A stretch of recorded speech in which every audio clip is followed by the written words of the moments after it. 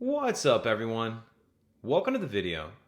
Today we're going to take a look at how to replace the battery in this Toyota remote key fob. This key fob is going to be for Toyota vehicles that have a push button start ignition. It's going to be one of the options. There's a couple different ones. And it's going to use replacement battery CR2032. I'll put a link in the description box of this video to where you can purchase these batteries if you're in need. The first thing we want to do is remove the emergency key that's in the bottom of our key fob. That's done by pressing this button on the side, and then the key will slide out like that. Now if we take a look at the bottom, near where we pulled the emergency key out of, we see this slot right here.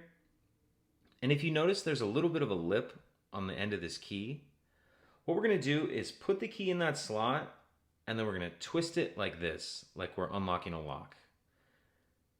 So put it in that slot, make sure you have it all the way in, and then twist, and it's going to pop the shell apart like that.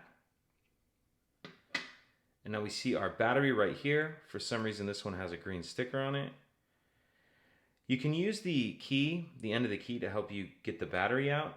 Get under the edge of the battery, carefully pop it out like that.